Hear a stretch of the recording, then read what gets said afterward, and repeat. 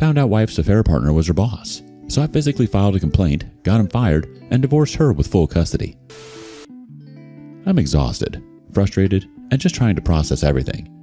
If this feels like a desperate ramble, it's because I've been holding all of this in, not wanting to vent to anyone because I take full responsibility for this outcome. I was supposed to choose wisely, but I failed woefully in that. I, 34 male, have been with my wife, 31 female, we'll call her Emily, for 8 years. Ever since our son turned 4, I feel like I can't trust her with anything, no matter how small. When I was 20, I was in a bad accident. An industrial machine malfunctioned at my old job and left me with permanent damage to my right leg and arm. I have metal plates and screws holding me together, and on bad days, my mobility is severely limited. Obviously, we took the company to court and we got some compensation. Not as much as I'd have wanted, but enough to buy a house, set up a robust health insurance plan for myself, and buy a few assets. I work in IT, which allows me to work remotely when needed, and I almost always get weeks on end working remotely. Emily still works full-time, and that was never an issue. Between my salary and a paid-off house, we were in a good financial position. Since I worked hybrid and had a more flexible schedule, I took on some of the domestic responsibilities, including hiring cleaners, since cleaning is one thing that my injury makes hard. But over the past months, it's like Emily's common sense has just vanished. For our son, she started to slack a bit too frequently when it comes to some of her responsibilities, like packing his bag and his lunch. She was driven off without buckling his car seat properly, on 2 occasions that I can recall, and I had to call her from the driveway once I had noticed him sitting up a bit too straight as he waved by to me. Teachers and even my son himself have mentioned how she's always late picking him up. She keeps buying him the wrong school supplies, even though I've told her multiple times exactly what to get because the school emails me the lists. I buy what I can online, but for the things that are most sensible to buy in person, she drops the ball. After the 3rd time of her bringing home the wrong things, I just order them online myself, even though it was less convenient. For me, she's repeatedly messed up my medications, and this wasn't always the case. I have a strict schedule for pain management, and she's either mixed up my pills, thrown out ones I still needed, or forgotten to pick up my refills despite my reminding her multiple times. And yes, I know I can sort out my pills myself, but it isn't too much to ask your wife to help you out how she can in those regards. She also keeps leaving my mobility aids in places I can't easily reach. I don't struggle to move around daily as I used to before, but the braces help take the pressure off my weaker joints, preventing further damage. Recently, we bought our son a new bike because the first one was too small. I specifically told her to attach the training wheels before letting him ride it. She assured me she would. I would have done it myself, but obviously it's not that easy for me after what happened. But minutes later, I heard a loud scream. I looked out the window and saw him on the ground, crying. She had completely forgotten about the training wheels. Now, my son refuses to ride his bike without someone holding on to him, which is frustrating because he used to love biking on his own more than anything without those dang wheels. Around the house, she's been equally careless. She's left the front door open multiple times after bringing in groceries. I've come downstairs in the morning to find it ajar. We have a child who loves looking for new places to play hide and seek, but doesn't even inform us when he's about to start a new game, for God's sake. One night, I woke up to find the kitchen in a mess, like a tornado just went through it. When I went up that night, it wasn't like that. Like, what did she do to make it so untidy? She was never like this before, so I was so confused. 2 months ago, she overloaded the washing machine so badly that it flooded our laundry room, and last month, things were stolen from our garage. I strongly suspect she left the garage door open because she has been distracted, and I'm sure she had something to do with it. Then, a few weeks back, the worst happened. She told me she had a big project at work and would be coming home late. That was fine. I was happy to support her. I started picking up our son from school, the one major thing she handled daily. I already did most of the childcare at home since I work hybrid, especially on weekends, so I didn't mind stepping up while she focused on work. I cooked dinner, cleaned up, and made sure everything was sorted. She came home one night very exhausted, which I understood. I set her dinner down, helped her with her bath, and let her relax. But she didn't even go to our son's room to kiss him goodnight or check on him. She didn't even ask me how his day was. She walked out of the shower, got into bed, and immediately picked up her phone. She was on that dang thing from the moment she stepped into the house, through dinner, and even while she was in the shower. She just lay there, smiling at her screen, until she fell asleep. Not a word to me, not a thought for our son.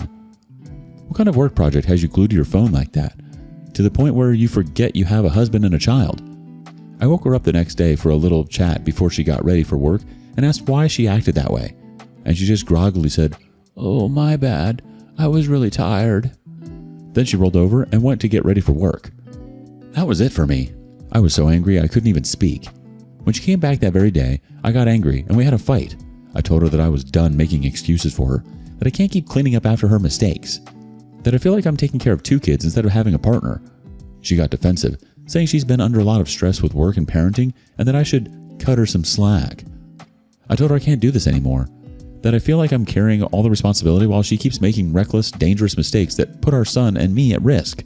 She called me dramatic and was about to walk away when I snatched her phone from her, walked into the room and slammed the door. I think at first she was too shocked. Then she started pounding at the door and throwing curses at me, saying she would call the police. I said she should go ahead. I locked the door, tuning out her screaming and pounding. My hand shook as I swiped through her messages, not even sure what I was looking for, but just knowing deep down that something was up with this phone of hers that she was glued to 24/7. It didn't take long. Her recent chats were full of everyday conversations, messages from friends, a few work notifications, and the usual spam. But then I saw a chat labeled only with an initial, D. I clicked on it and my stomach dropped. The messages were explicit, filthy. My wife, my Emily, was sending pictures of herself, talking about how she couldn't wait to feel him again, about how she missed the way he made her scream. My jaw dropped, but still, I kept scrolling because what else can I do? Curiosity almost killed me. In fact, at a point, I couldn't see clearly. I don't even know when my legs gave way. Maybe it was when I saw his replies. I'll book the hotel for Friday, usual time. Can't wait to see that gorgeous body again. That cripple doesn't give it to you the way I do. You look so good in that little black skirt today. That is why I made you take me right there in the office. I felt sick, nauseous. My fingers felt numb as I checked his profile to find anything to confirm who this bastard was. Then I saw that they had a mutual group chat. It was a work group, names of colleagues, casual offline banter, and right there in the middle of it was Derek S., regional manager.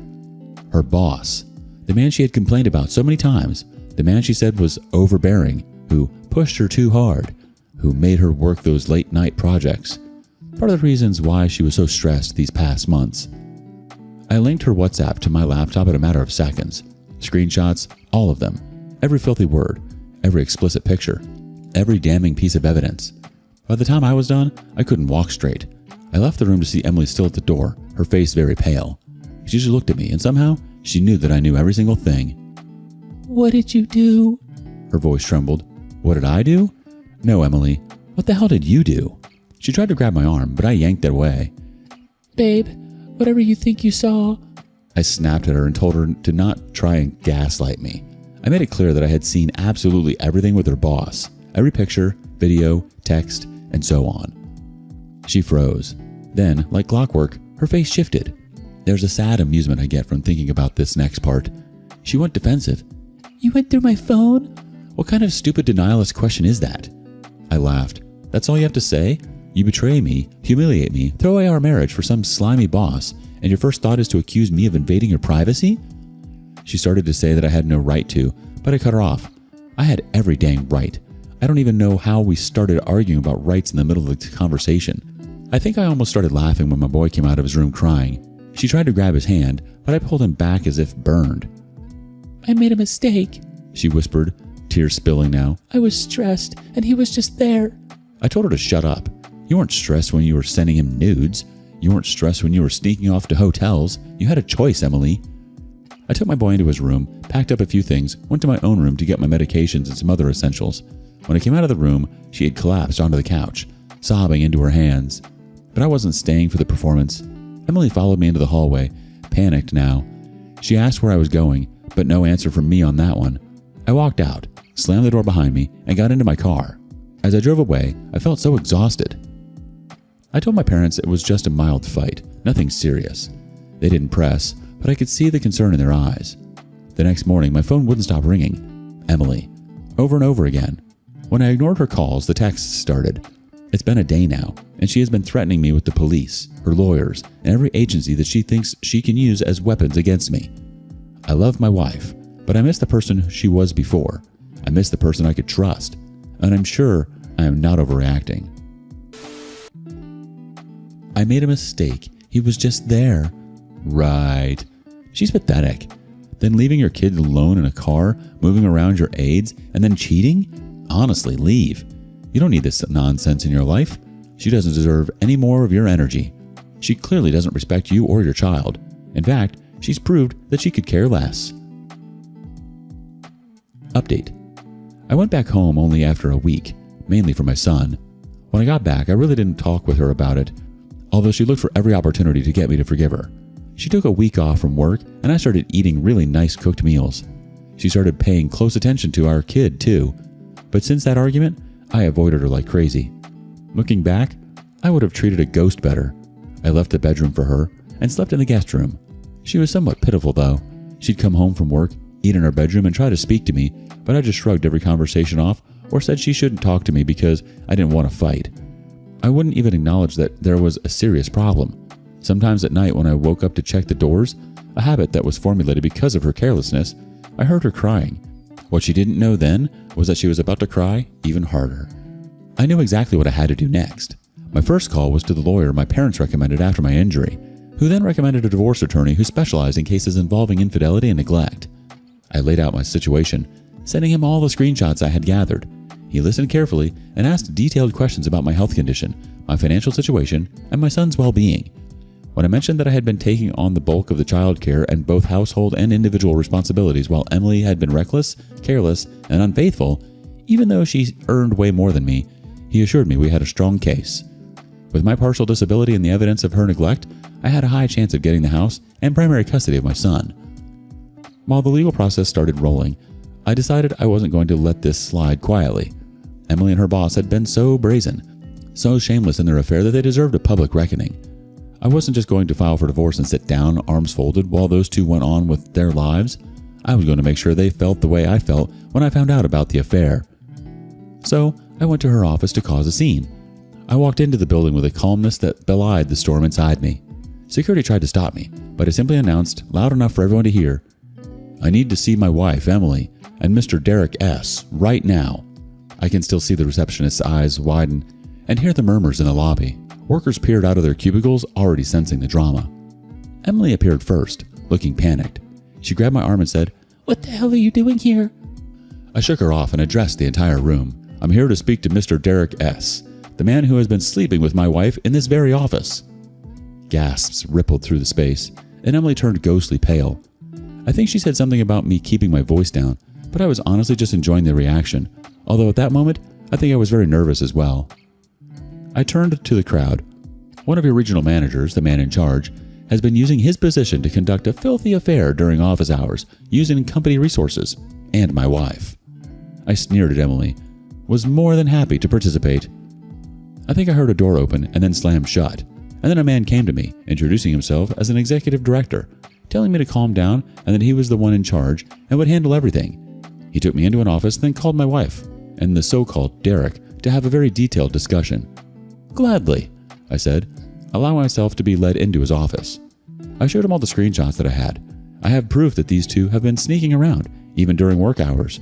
Your company's name has been dragged through the mud while your regional manager was busy booking hotel rooms instead of leading." The executive director cut me off. He told me that he would do a thorough investigation and that I need not worry. But then he said that what I did wasn't right and I should have done it more maturely. He was obviously taking his people's side, and that pissed me off. I told him that he should have preached to his staff to be more mature, and maybe we wouldn't be having this conversation. I asked for his business card so I could send the required evidence. He gave it to me, and I walked out of there with my head held high. Just as I was leaving, I could hear raised voices. Mission accomplished? Emily came home that day sobbing. The first thing she said to me was, "Do you know what you've done?" I laughed, a bit too much at that. "No, Emily, what you did. You threw away our marriage, neglected our son, and disrespected our home. You weren't thinking about your job when you were sneaking around with your boss, were you?" It looked like she was ready to start throwing punches, but she could only use her words. She said that I was doing it out of spite. "I'm doing this because you don't get to destroy my life and walk away unscathed." It felt good to say that to her. The tension in the house after that was suffocating. Every interaction between us was clipped, forced, and cold. She tried to act like she could fix things, but we both knew there was no going back. I slept in the guest room as usual at this point, but refused to eat any meal she made. I only spoke to her in short, necessary sentences. Our son, confused and sensing the shift, clung to me more than ever. The divorce process moved swiftly. With my documented partial disability, my proof of being a primary caregiver, and the damning evidence of her affair, I was granted the house and majority custody of our son. The judge ruled that she could have visitation rights, but given her history of negligence, our son was to stay primarily with me. Since she earned more than I did, she got nothing from me financially. I walked away from the marriage with my son, my home, and my dignity intact. She walked away with nothing but maybe regret. 2 months later, I got an interesting update. Derek had been fired. Apparently, the investigation confirmed that he had indeed misused company resources and time for his affair with Emily. But here's where it gets interesting. Emily managed to keep her job. She had claimed that Derek pressured her into the relationship. I don't know what evidence she gave, but it must have been compelling enough because she was only demoted and transferred to some other branch. She reached out to me recently, begging me to revisit the terms of the divorce.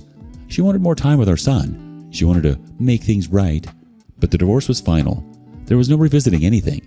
She made her choices, and now she has to live with them. Yeah, I miss the best times that I had with her, but she made the choices that ruined our family, and we're all going to have to live with that.